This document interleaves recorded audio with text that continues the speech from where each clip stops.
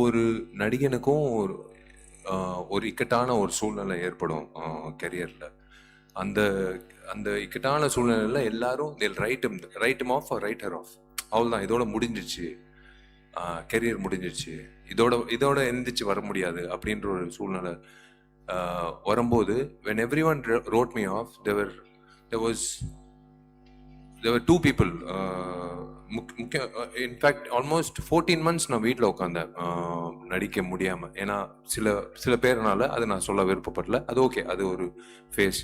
But எனக்கு RB Chowdhury sir வந்து கூப்பிட்டு, முக்கியமாக இந்த தருணத்தில் நான் சொல்ல வேண்டிய ஒரு விஷயம், நான் ரொம்ப ரொம்ப கடமைப்பட்டிருக்கேன். நான் ஏன் எல்லாரும் உழைக்கிறேன், 24 மணி நேரம் நான் எப்போ தூங்குறேன், எப்போ எந்திரிச்சு இப்போ வேலை செய்யறேன் அப்படின்லாம் சொன்னாங்க.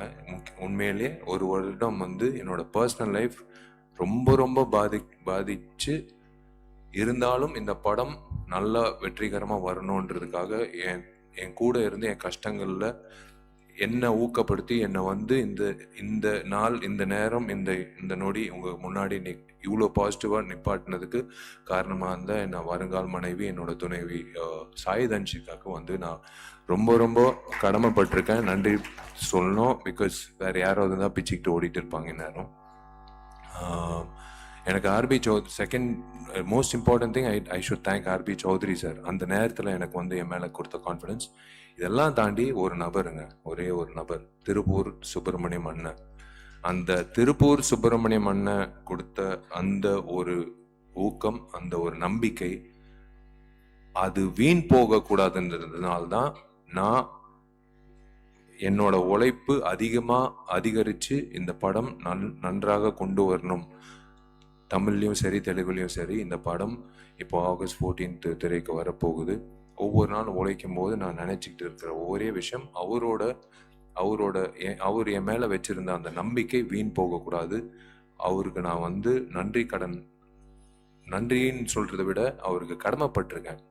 ஒருத்தர் எழுப்பி விட்றாங்க பாருங்களேன், அந்த நேரத்துல யாருமே இல்லாத சமயத்துல எழுப்பி விட்டு, போடா போய் வேலை செய், உன்னால முடியும் அப்படின்னு சொல்லி எனக்கு கொடுத்த ஊக்கம்தான் இந்த மகுடம் திரைப்படத்துக்கோட சக்சஸ்க்கு முக்கியமான காரணம். எங்களோட உழைப்பு முன்பின் அதுக்கப்புறம் தான், அதுக்கு பிஃபோர் வந்து கொடுத்த ஊக்கம், கொடுத்த அந்த பிளாட்ஃபார்ம் திருப்பூர் சுப்பிரமணியனுக்கு நான் நன்றி தெரிவிச்சுக்கிறேன். And most importantly I should thank all my artist and my technicians. எனக்கு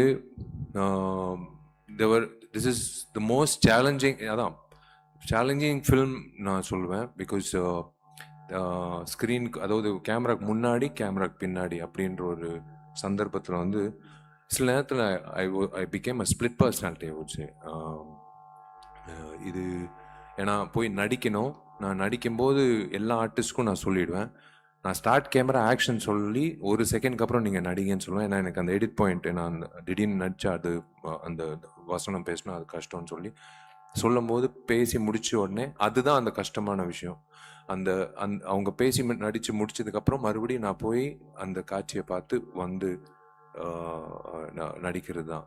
அந்த நேரத்தில் என்னன்னா, எல்லாருமே நான் சொன்னது வந்து, இவன் எதுக்கு நம்மளுக்கு நடிப்பு சொல்லித்தரான், இவன் எதுக்கு எனக்கு வரிகளுக்கு வந்து ஒரு ஒரு ஒரு ஒரு விஷயம் சொல்றாப்புல, இவன் எதுக்கு இசையமைப்புல வந்து எனக்கு ஒரு விஷயம் இவன் எதுக்கு வந்து நான் நடன பயிற்சி, முக்கியமா திலீப்புக்கு வந்து எதுக்கு நம்மளுக்கு எதுக்கு ஸ்டண்ட் பத்தி இவன் சொல்றான் அப்படின்னு சத்தியமா சொல்றேங்க. இந்த ஈகோ இல்லாத இந்த கூட்டம்னாலதான், இந்த ஈகோ இல்லாத இந்த டெக்னீஷியன்ஸ், இந்த ஆக்டர்ஸ் ஆக்ட்ரஸஸ், இந்த டீம் எனக்கு கிடைச்சதுனால தான் மகுடம் வந்து இவ்வளோ சிறப்பாக வந்திருக்கு. ஏன்னா சத்தியமா வந்து எந்த நேரத்துலையும் வந்து என்னால் வந்து நான் நினைச்சது சாதிச்சிருக்க முடியாது. I can start with everyone, right from Dushara, next my very very close friend Anjali for the last so many 15 years. And ஏன்னா ஆர்டிஸ்ட் கிட்ட வேலை வாங்குறது நான் கற்றுக்கிட்டது பாலாண்ணா கிட்ட. கேமரா எப்போ ஆன் ஆகும் அவங்களுக்கே தெரியாமல் நான் பதம் சாருக்கெல்லாம் நான் வந்து கேமரா ஆன் பண்ணி விட்டு, சார் அப்படியே பாருங்க சார், அப்படியே பாருங்க சார், கட் மூவிங் ஆன், அதான் ஜான் விஜய் சொன்ன மாதிரி, எடுக்கலையே சார், இல்லை சார் எடுத்தாச்சு சார், உங்கள் கண்ணு தான் சார் முக்கியம் அப்படின்ட்டு அவர் சொல்லிகிட்டே இருப்பேன். அவருக்கு ஒரு சின்ன ஒரு கன்ஃபியூஷன் இருக்கும். But when I show him the footage he understood. எனக்கு அதே மாதிரி தான் மற்ற நடிகர்கள்.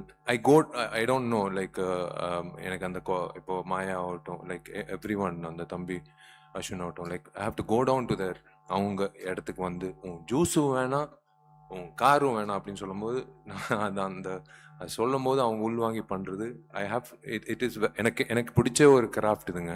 35 வருஷத்தோட கனவு. இந்த இடத்துல வந்து நான் உண்மையிலேயே வந்து எங்கள் அப்பாவுக்கு நான் நன்றி சொல்லணும். எப்படி நீங்கள்லாம் இப்படி காத்துட்டு இருந்தீங்களோ, கிட்டத்தட்ட ஒரு 4.5 மணி நேரம் வந்து அவர் நின்றுட்டு இருந்தார். நான் அர்ஜுன் சார் கிட்ட உதவி இயக்குனராக வேலை செய்கிறதுக்கு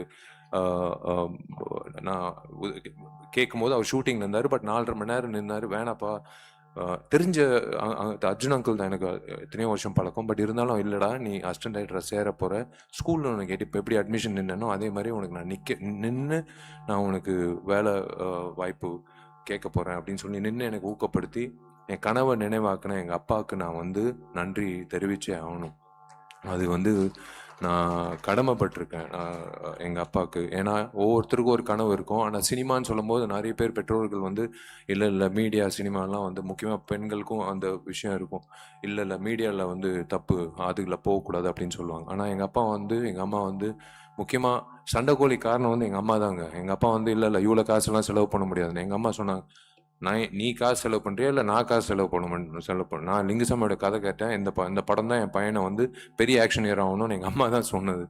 ஸோ அதுதான் வந்து இன்னைக்கு எங்கள் அப்பா அம்மாவோட அந்த அந்த ஒரு அவங்க கொடுத்த அந்த நம்பிக்கை தான் 35 வருஷம் கழிச்சு today I'm standing in front of you as a director.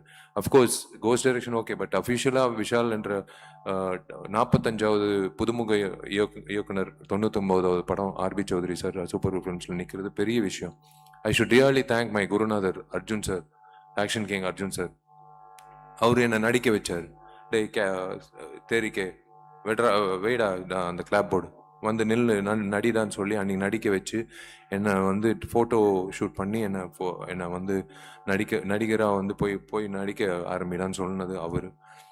இன்னைக்கு நான் இயக்குனராக ஆகிறதுக்கு காரணம் அவர். உண்மையிலே அவருக்கு நான் அவர்கிட்ட கற்றுக்கிட்ட விஷயங்கள். அதே மாதிரி நான் ஃபஸ்ட்டு லைஃப்பில் வந்து ராம்கோபால் அவர்களோட அந்த உதயம் சிவான்ற திரைப்படம் ஸ்கூலில் படிக்கும்போது பார்த்து வெளியில் வந்து நான் இயக்குனர் ஆகணும்னு நான் நினச்சி இன்றைக்கி வந்து அதுக்கு நினைவாகுதுன்னா இப்போ I can tell you one thing, I can tell everyone whoever is watching this, if you dream about something with sincerity, with your gut feeling, with willpower, with determination, with consistency, kandipa you will make it. If Vishal can make it, kandipa நீங்களும் you can make it. எந்த துறையா இருந்தாலும் சரி, அது cinema துறையா இருக்கணும்னு இல்லை, நீங்க எந்த துறையில ஐஏஎஸ்ஸாக இருக்கலாம். என்னோட பசங்க, என்னோட தங்கச்சிங்க இன்னைக்கு எல்லாரும் பெரிய பட்டதாரிகளா, பெரிய எல்லா காலேஜ்லயும் வந்து எல்லா கிராமத்து பிள்ளைங்க தான். பட் இருந்தாலும் சரிசமமா உட்கார வச்சு அவங்க இன்னைக்கு வந்து எல்லா காலேஜ்ல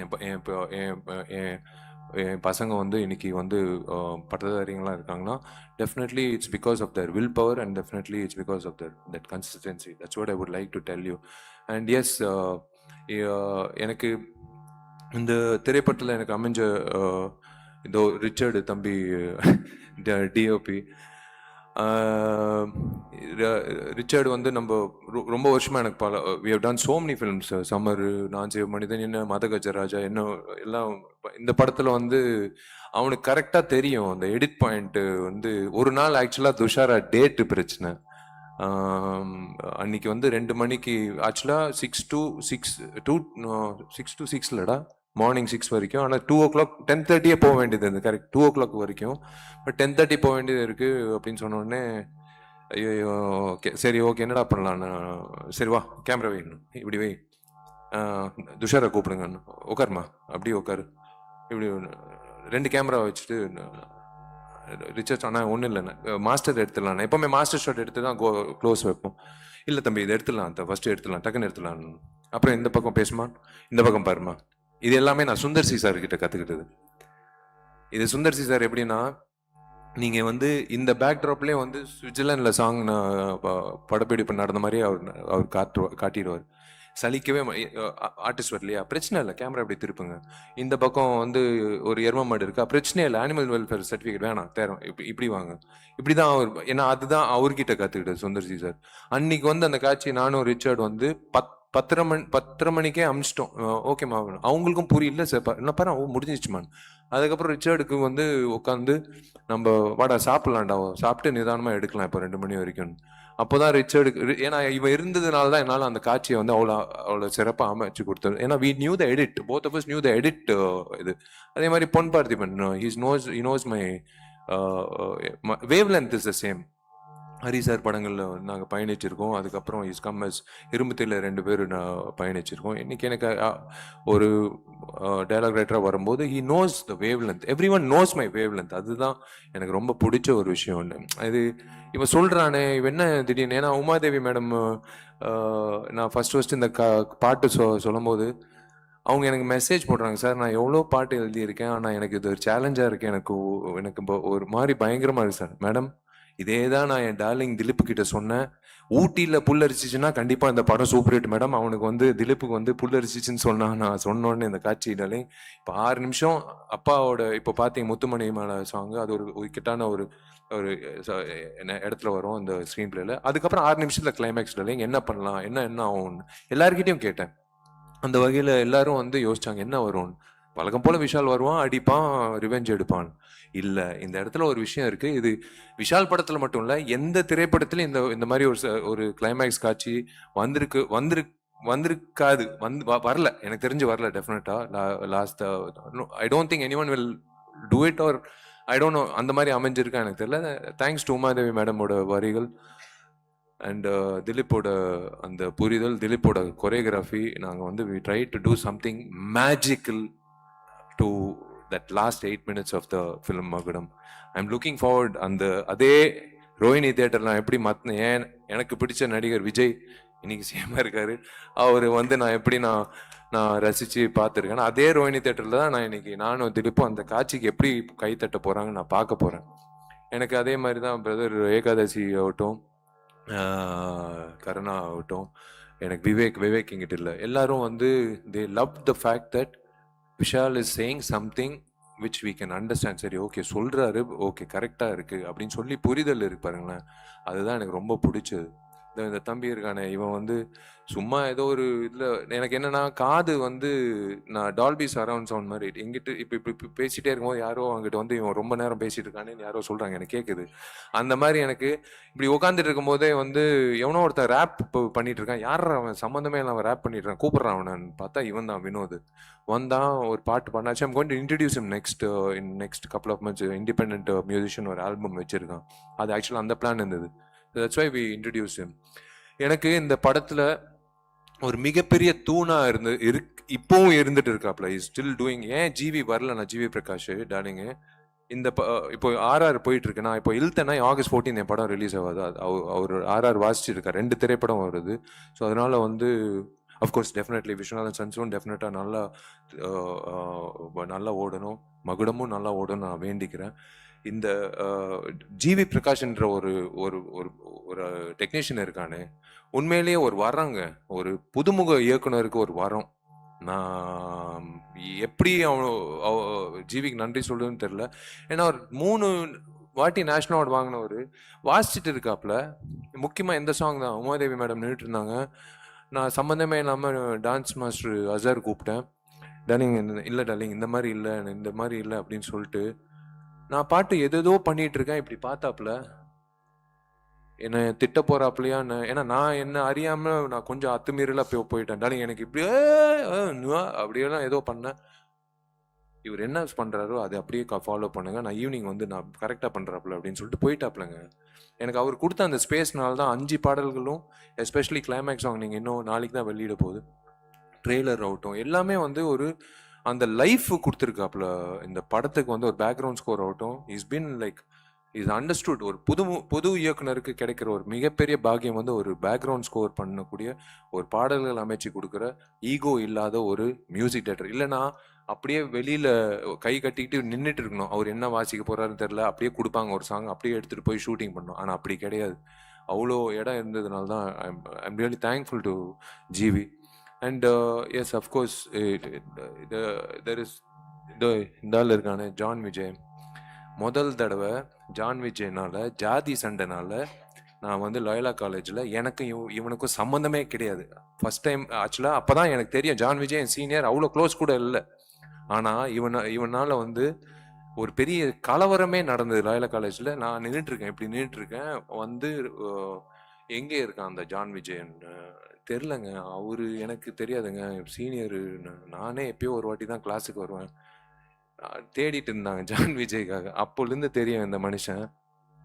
இவரை கூப்பிட்டு நடிக்க சொல்லி வி போத் அந்த நடிக்க ஆரம்பிக்கும் போது ஜான் எப்பவுமே வந்து ஃபுட்டேஜ் இவ்வளோ கொடுப்பாரு, எல்லாமே நல்லா இருக்கும். ஆனால் எல்லாமே சாப்பிட முடியாது இல்லையா, ஓரளவுக்கு தானே நம்ம பசிக்கு, அவ்வளோதான். அதுதான் எடுத்துக்கணும். ஜான் ஒரு குழந்தை மாதிரி. இப்போ கூட எனக்கு பாருங்களேன் அந்த பிளாக் அண்ட் பிளாக்ல அது ஏதோ, ஏன்னா நாங்கள்லாம் நானும் உதயாலாம் வந்து ஒரு நாள் எங்களுக்கெல்லாம் அந்த டைமில் கிளப்புக்குள்ளே வந்து கேர்ள் ஃப்ரெண்ட் இருந்தாலாம் கிளப்புக்குள்ளே என்ட்ரி. அப்போது நாங்கள்லாம் வந்து ஐ திங்க் ஸ்கூல் தானே ஜான். அப்போ நாங்கள்லாம் நின்றுட்டுருக்குறோம் கிளப்பில். என்ட்ரியில் ஒரு தலைவர் நம்பால் ஒரு லுங்கி, ஒரு சட்டை, ஒரு கூலிங் கிளாஸு, அப்போ ரேபேனு, அது வேற, அது நான் சொல்லக்கூடாது, அது டிஸ்க்ளைமர் கார்டு வச்சுக்கிட்டு அவர் பாட்டு உள்ள பவுன்ஸ் தள்ளுற யாரு நம்ம எக்ஸ் டெபுட்டி சிஎம் எல்லாம் நின்றுட்டு இருக்கோம், நாங்கெல்லாம் நின்றுட்டு இருக்கோம். இவர் வந்து யாருமே இல்லைங்க, பொண்ணு, நோ கேர்ள் ஃப்ரெண்ட் கூட. அவர் பாட்டு உள்ள போறாருங்க கிளப்புக்குள்ள. எங்களுக்கு வேந்து யாரா வேண்டாலும் இப்படி ஒரு ஆட்டிடியூட், இப்போ வரைக்கும் அதே ஆட்டிடியூட் வச்சிருக்காப்புல. அதுதான் நான் பயன்படுத்தினேன் இந்த படத்தில் வந்து பயன்படுத்தியிருக்கேன். இன்னொன்று முக்கியமாக எனக்கு இளையராஜா சாருக்கு நான் மிக்க நன்றி சொல்லணும். நான் மிகப்பெரிய ரசிகன். அவரை நான் பயன்படுத்திக்கிட்டு இந்த படத்தில் வந்து நான் ஒரு விஷயம் பண்ணியிருக்கேன். ஸோ மீடியாவுக்கு I don't want to take much time of you. Thank you so much for being here, all forms of media. Thank you, they all family to me. I have never treated them as media. Thank you so much. Trailer வந்திருக்கு. In another next அடுத்த வெள்ளிக்கிழமை you're going to watch it on silver screen, and then I have nothing to talk beyond that. I will wait for you all to tell me how the film is as me as a director, and then I will speak to you how why where. அதாவது நான் பார்க்காத அதை அவங்க சொன்னாங்க, சகோதரி சொன்னாங்க, she said the best revenge is to smile. இப்போ இது முடிஞ்சோடனே கூட இருக்கு, தடைகள் இருக்கு, இப்போ கூட நான் வந்து அந்த சிரிப்பு தான், அந்த ஸ்மைல் தான். Best revenge is to smile. டென்ஷனே ஆகக்கூடாது, ஸ்மைல், அவ்வளோதான். நீ உன் பாதை, நீ வெற்றி நோக்கி போகிற இடையில வர தடைகளெல்லாம் அப்படி தட்டி தூசி தட்டி போயிட்டே இருக்கணும். அது எனக்கு பழக்கம் ஆயிடுச்சு. அது பொது வாழ்க்கையில் இருக்கலாம், இப்போ என்னோட பர்சனல் வாழ்க்கையில் இருக்கலாம், என்னோட ப்ரொஃபஷனல் வாழ்க்கையாக இருக்கலாம். எஸ், நான் இந்த படம் 14ஆம் தேதிக்கு அப்புறம் நிறைய விஷயங்கள் உங்ககிட்ட நான் சொல்ல வேண்டிய கட்டாயம், என்னோட கடமையும் இருக்கு. அது ரிலீஸ் ஆகி ஜெயிச்சதுக்கப்புறம் 16ஆம் தேதி ஞாயிற்றுக்கிழமை இப்போயே பிளாக் பண்ணிக்கோங்க. வெற்றி விழால வந்து உங்களை நான் கண்டிப்பாக நான் ஆணவத்தில் நான் சொல்லலைங்க, கண்டிப்பாக உங்களோட நம்பிக்கை எனக்கு தெரியும். நான் உங்கள் மத்தியில் நான் உட்காந்து படம் பார்த்துருக்கேன், நிறைய ஹீரோஸோட படங்கள் நான் தான் சொல்கிறேன். அதனால அந்த உள்வாங்கியெல்லாம் நான் பயன்படுத்தியிருக்கேன். அன்னைக்கு நான் சொல்வேன் நிறைய விஷயங்கள். இன்னைக்கு I'll will close this and let's wrap it up as a positive attitude. I'm hoping to see you all the same. இதே மாதிரி உங்க அபிமான திரையரங்குகள் நீங்க இந்த மாதிரி உட்காந்து என்னோட திரைப்படத்தை பார்த்துட்டு எனக்கு நீங்க சொன்னீங்கன்னா அதை விட எனக்கு மிக சிறந்த ஒரு சந்தோஷம் எதுவுமே இல்லை. I'm looking forward to. மகுடம் எங்க டீமுக்கு வந்து ரொம்ப க்ளோஸான ஒரு படம் for many reasons. Main reason வந்து விஷால் ஃபர்ஸ்ட் டைம் டைரக்ட் பண்ணுறாரு இந்த படம். அண்ட் அதில் வந்து ஒரு ஸ்பெஷல் அட்டென்ஷன் எப்போவுமே இருக்கும். ஒரு ஃபர்ஸ்ட் கிட் மாதிரி தான், ஒரு ஃபர்ஸ்ட் டைரக்ஷன், ஒரு ஃபர்ஸ்ட் ப்ரொடக்ஷன், ஒரு ஃபர்ஸ்ட் மூவி. ஸோ அதோட ஹார்ட் ஒர்க், அதோட இந்த ட்ரைலர் கட்டோட பின்னாடி அவங்களோட எஃபர்ட்ஸ் இதெல்லாம் வந்து நாங்கள் இன் பர்சன் பார்த்ததுனால சொல்கிறோம். he totally deserves a good applause. ட்ரைலருக்காக இருக்கட்டும், படத்துக்காக இருக்கட்டும். நான் டப்பிங் பண்ணி முடிச்சுட்டு என்னால் வந்து கிட்டத்தட்ட ஒரு 1 வீக் என்னால் வந்து இருக்கு, அதுலேருந்து வெளில வரவே முடியல. ஏன்னா அந்த அளவுக்கு வந்து சில கேரக்டர்ஸ் மட்டும் நம்ம கிட்ட இருந்து ரொம்ப எனர்ஜியும் ரொம்ப அட்டென்ஷனையும் வந்து கிராப் பண்ணும். ஸோ இந்த படத்தில் வந்து அன்னபூர்ணி என்னோட ரோல் பேர். அது வந்து அந்த மாதிரி ஒரு ஒரு ஒரு ரோல் எனக்கு அமைஞ்சுது. அண்ட் டைரக்டர் ரொம்ப அழகா எழுதியிருக்காரு என்னோட ரோல். அண்ட் நான் பர்சனலாக என்னோட கெரியரில் எனக்கு பிடிச்ச ஒரு லிஸ்ட் ஆஃப் கேரக்டர்ஸ் இருக்கும். அதில் வந்து நான் அன்னபூர்ணியை கண்டிப்பாக வந்து லிஸ்ட்டில் சேர்த்துப்பேன். அந்த மாதிரியான ஒரு பியூட்டிஃபுல்லான ஒரு ரோல். அண்ட் ஸ்டண்ட்ஸ் பண்ணியிருக்கேன் இதில். நான் first time in Tamil stunts பண்ணியிருக்கேன். அண்ட் சாங் எனதும் விஷால்தும் வந்து அந்த நச்சிந்தி மச்சானே பெரிய ஹிட்டு. அண்ட் இந்த படத்தில் எல்லாமே ஒரு பாசிட்டிவாக ஒரு எப்படி சொல்ற அமையுது. ஸோ அதே மாதிரி படமும் வந்து ஆகஸ்ட் 14th ரிலீஸ் ஆகுது. அதுவும் வந்து ஒரு நல்லபடியாக அமைஞ்சு எல்லாருக்குமே பிடிச்சி, இது வந்து விஷாலோட ஃபர்ஸ்ட் டைரக்டரல் பிக் ஹிட் மூவியாக இருக்கணும் அப்படின்னு நான் ஆசைப்படுறேன் பர்சனலாக. As a friend, as a wellwisher, as a best friend, I wish him all the very best. And I wish the entire team of Magudam எங்களுக்கு லக் அண்ட் பாசிட்டிவிட்டி கொண்டு வரணும் அப்படின்னு நான் ரொம்ப ஆசைப்படுறேன். அண்ட் ஜிவியோட மியூசிக் நீங்கள் ஆல்ரெடி கேட்டீங்க. எங்கள் சாங் அதுக்கு முன்னாடி ரிலீஸ் பண்ண லிங்கா எல்லா சாங்ஸுமே நல்லா இருக்கும். அண்ட் ஒரு கமர்ஷியலான ஒரு படத்தை பார்த்துட்டு வெளியில் போகிற ஒரு ஃபீல் கண்டிப்பாக இருக்கும்.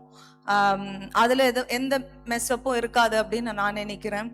அண்ட் என்டையர் டீம் அந்த super good films, RB Choudary sir இன்னைக்கு நம்ம கூட இல்லைனாலும் அவரோட ப்ரொடக்ஷனில் வர்ற இந்த படம், விஷாலோட ப்ரொடக்ஷனில் கம்பைண்டாக வர இந்த படம், அவர் எங்கே இருந்தாலும் வந்து இந்த படத்தை பார்த்து ப்ரௌடாக ஃபீல் பண்ணணும் அப்படின்னு நான் நினைக்கிறேன்.